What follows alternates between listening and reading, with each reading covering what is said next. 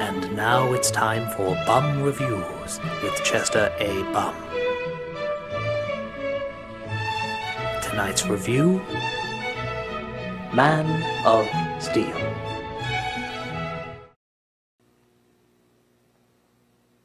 I am pissed. I am not pleased at all. I heard when Planet Houston was planning the Superman reboot, and you can imagine how filled with glee I was when I heard that General Zod was going to be in it. Well, guess who wasn't in it?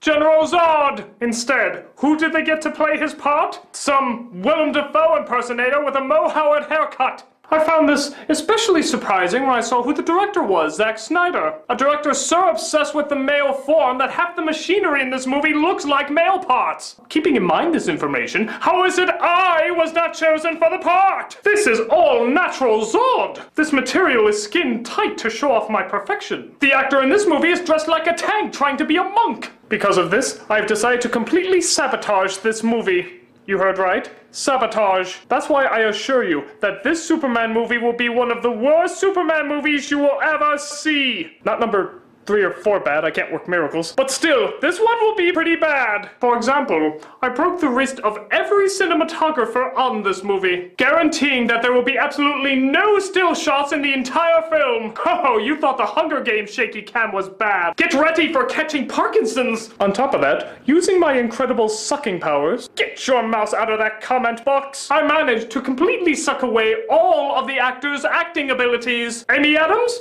Bland. Lawrence Fishburne? Bland. Russell Crowe and Kevin Costner?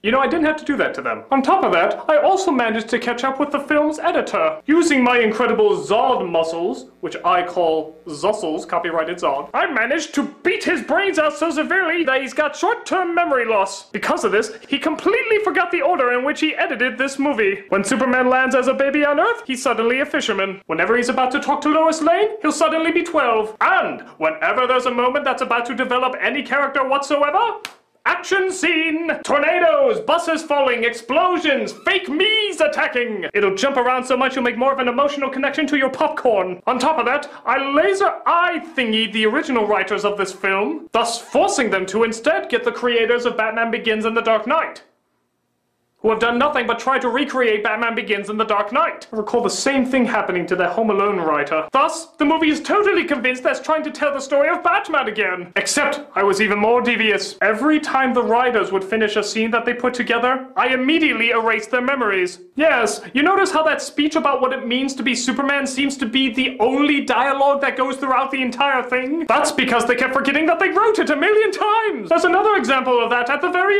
end. Oh, by the way, spoilers, I'm supposed to do that. Where Superman has fake me in a headlock and fake me is using his laser eye thingies to kill some people. The way it's set up, the people could of course duck or run away. There's about 5 different ways out of it. And Superman breaks his neck. Another flaw in not hiring me. Nobody can break this sucker. Superman screams in anger that he actually had to take another life. In any other movie, this would obviously torture him and stay with him for the rest of his life. Totally forgotten in the next scene. That's right. It's like it never happened. Because in the writer's mind, it did never happen.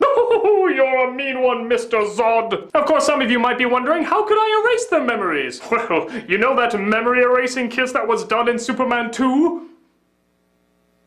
Let's just leave it at that. So now you know what happens when you don't hire General Zod to play General Zod. I will ruin your movie forever and make it cinematic poison. And I know that for many of you, the movie was totally destroyed. And some argue those changes actually made it better for some reason, which is very reassuring to me. It shows you Planet Houstians will be much easier to take over than I originally intended. Next you'll be telling me you like The Purge. As for me, I think I've destroyed any credibility that DC Comics used to have. The time has come to move to Marvel and see if I can get a role playing that grape jelly thing in Avengers 2. Until then, Hey! Who locked the door? I was never here. Don't make me memory erase kiss you. Oh, it was a push instead of a pull. Well, anyway. Oh my god, this is the greatest movie I've ever seen! Where are you going? Hey, come back! Where are you going? Hey, wait a minute! I was just getting started! What's with all this debris on the ground? Did I fall through the ceiling again?